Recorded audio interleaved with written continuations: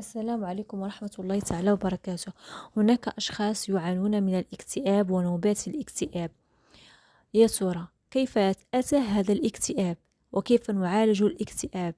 الاكتئاب هو مرض نفسي يأتي للأشخاص الذين ينشغلون بالهموم والغموم، الذين لديهم ضغوط في حياتهم.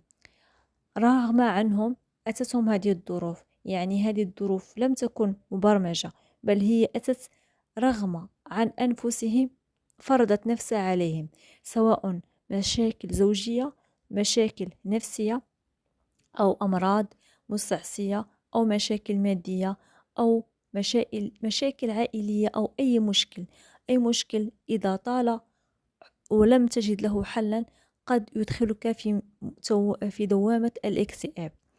الاكتئاب هو مرض نفسي، سببه هو البعد، ثم البعد، ثم البعد عن الإيمان وعن حب الله. لو كان شخص به علاقة قوية بالله مهما كانت الظروف كان لن يكتئب.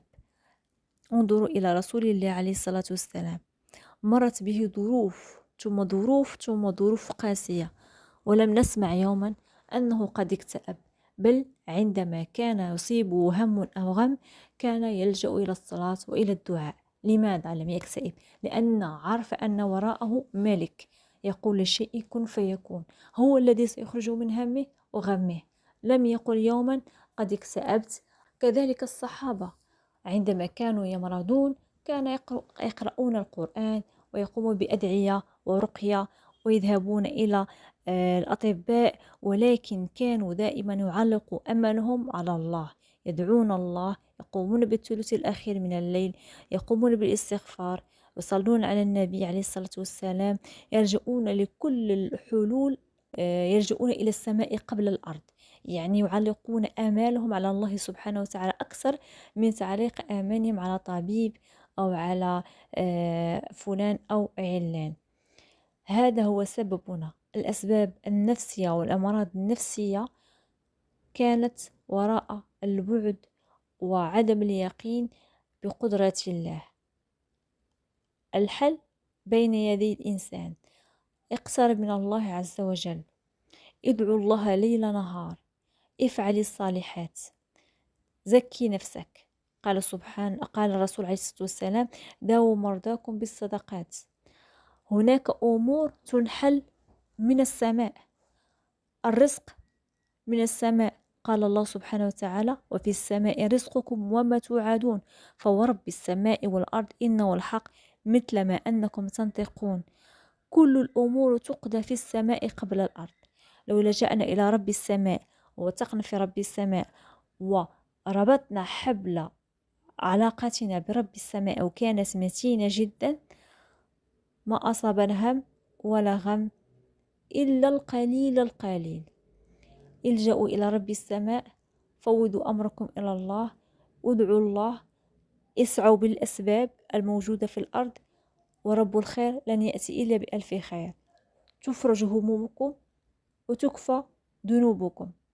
أقول هذا ولا أقول أن لا يذهب الفرد إلى الطبيب إذا كان مكتئبا، لا، يذهب إلى الطبيب، يأخذ مضادات الاكتئاب، ولكن يعلم بأن هذه المضادات الاكتئاب لن تعطيه إلا هرمونات السعادة مؤقتا، ولن تحل المشكل.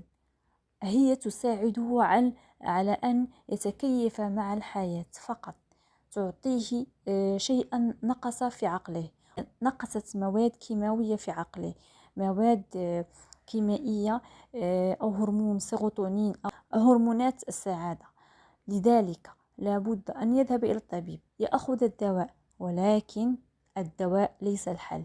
الحل هو اللجوء إلى الله سبحانه وتعالى بالموازاة مع أخذ الدواء. اربط علاقتك مع الله، توكل على الله، ادعو الله، قم بالثلث الأخير من الليل، ادعو الله ليحل مشكلتك، تمسك بحبل الله، اقرأ القرآن. القرآن هو خلقه الله لنتدبره، لنقرأه، وليس نشتريه ونضعه في ركن في البيت. قم بالصدقات، داووا مرضاكم بالصدقات كما قال الرسول عليه الصلاة والسلام. كذلك هناك أمور أخرى هي عدم التكلم عن الناس، الغيبة، النميمة، تجنب كل سرقة، تجنب أكل السحت والزور وأشياء كثيرة. كل ما نهانا الله عليه في القرآن نتجنبها، وكلما أمرنا الله بشيء نقوم به. كان الرسول عليه الصلاة والسلام إذا أحزنه أمر كان يلجأ إلى الصلاة. قال الله سبحانه وتعالى: إن الصلاة تنهى عن الفحشاء والمنكر. كما قال سبحانه وتعالى: استعينوا بالصبر والصلاة، يعني أن نصبر على مشكلتنا وأن نصلي وندعو الله سبحانه وتعالى، ونعلم أن مشكلتنا ستنحل في السماء ولن يحلها أي أحد إلا الله سبحانه وتعالى. عندما ينفرج الهم والغم يذهب المرض الذي هو الاكتئاب. وأقول هذا وأقول: اللهم فرج همومنا وغمومنا وابدلها فرحا يا رب العالمين، إنك على كل شيء قدير. وأتمنى لكم حياة مليئة بالسعادة وبالطمأنينة وراحة البال، وما توفيقي إلا بالله، عليه توكلت وإليه أنيب. والسلام عليكم.